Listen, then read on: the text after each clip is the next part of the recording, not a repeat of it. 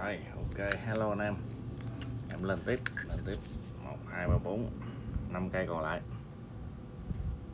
88 89, có nhỏ mới có lớn, lên 88 trước đi. Chủ đề thư full nắp, chữ ký chủ tịch này, chủ tịch này đã thứ 3 rồi.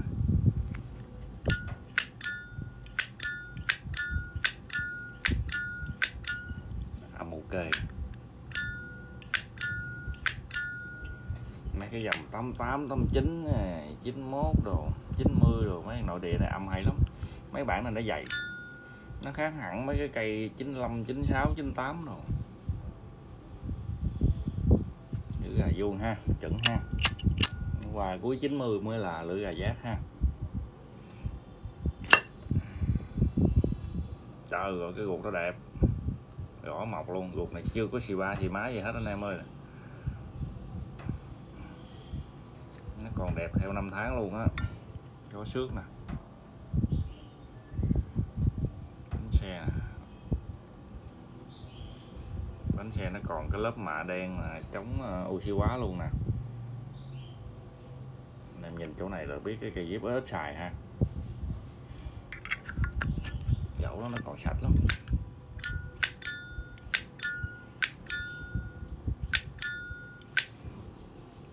Quên đó, góc cạnh đó nè.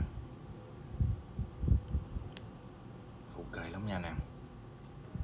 Cây cà rơm bóng thì đa số là xước tơ thôi, rất là dễ xước tơ. Cái này không có cấn ha, chỉ có xước tơ thôi. Rồi ghi lên đây luôn.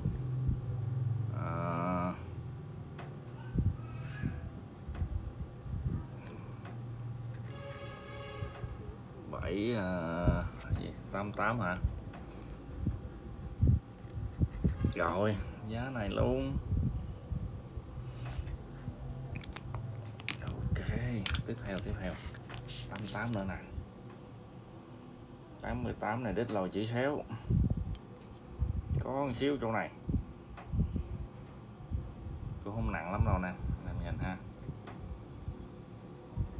Rồi nhìn hướng này ha, rồi nhìn hướng này ha. Rồi ok, qua đây xíu chỗ này, bản lề ngon lành về cui thẳng băng, chưa có bị xì ba xì 4 gì hết. Nhốt cạnh ok, lồi xéo 88, mặt sau ok luôn nè.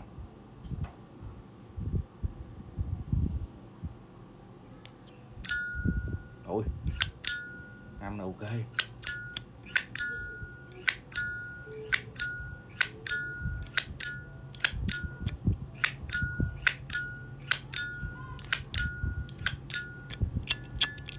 Để lát phải xử lý ruột lại, ruột nó hơi lỏng, xe bán ngót này mà.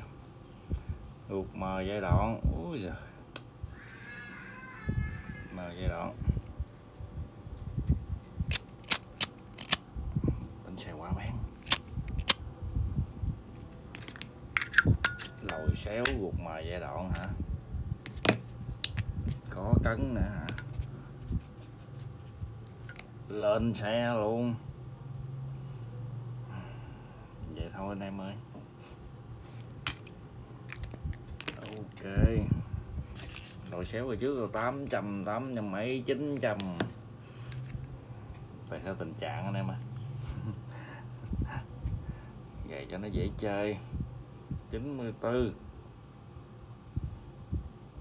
đẹp lại nè, góc cạnh nè. Trên này nó có dầm rất là nhẹ anh em, mà không có thọng ngư công nè, chỉ xước cái lớp mạ thôi à nè ha. Rõ ràng ha, không có cấn nha, chỉ chưa gọi là cấn được, có xước. Góc cạnh ok.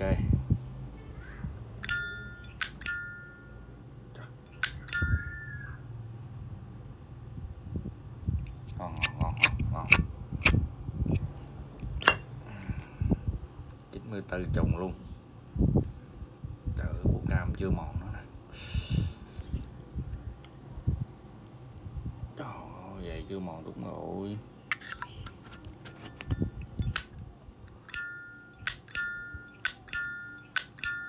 Đâu có 2 lưỡi gà đâu, kêu lớn dữ vậy nè.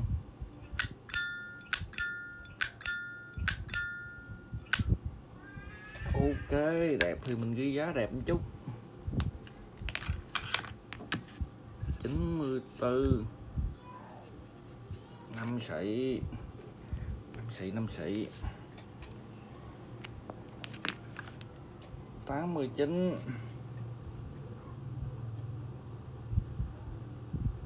có một điểm cấn nhẹ ở đây, nhẹ thôi nè, nhẹ lắm, nhẹ hơn cái cây lồi xéo nãy nhiều. Rồi lề cũng ok ha. Rồi có mấy cái này, trời ơi ổn dữ. Này nè nè. Rồi bên này thì ok ha.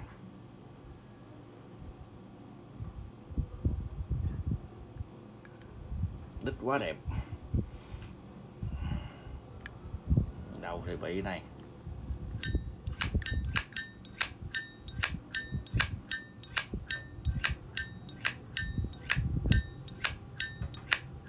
Nằm này thanh.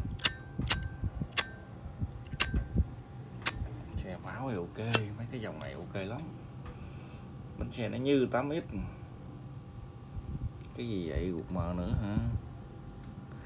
Gục mờ nữa anh em ơi, uổng quá. Rồi 89 3 chữ ký gục mờ 8-900. Chủ đề này còn đẹp 8-900 ngàn luôn chứ.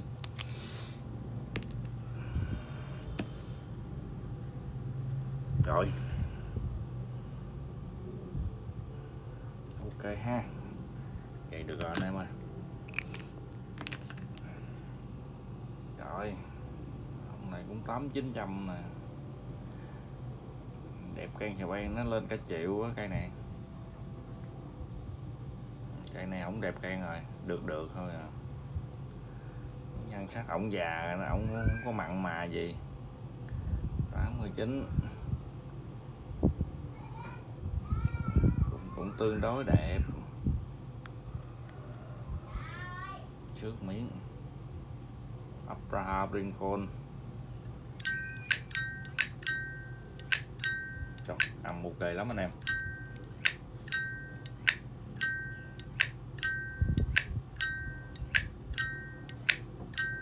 Nghe cái tiếng nó thanh theo cái kiểu giống như cây tự nhiên mà chưa có làm gì âm á.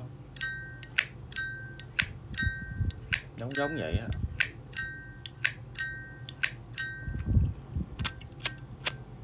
Nó ít hơn nó nhiều quá, người ta nói mình nổ. Ok, cuộc 89 luôn. Nó đẹp.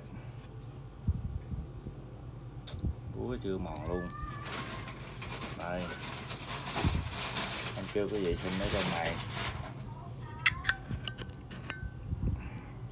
Dính miếng khói, lá em lao ha, anh em chốt em lao ở trong này. Thấm nhẹ xăng vô bông gòn, quét mấy cái xong à.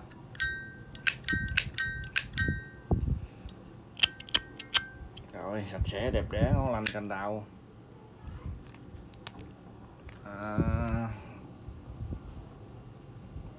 Trời luôn. 8 xị thôi. 8 xị thôi anh em ơi. Ok ha, mà anh em tham khảo nha. Anh em thích cái nào cứ chụp lại gửi qua ấy giùm em. Gửi qua Zalo mà em. Rồi anh em xem chi tiết thì em quay thêm clip chi tiết cho anh em ha. Ok, cảm ơn anh em đã xem nha. See you again anh em.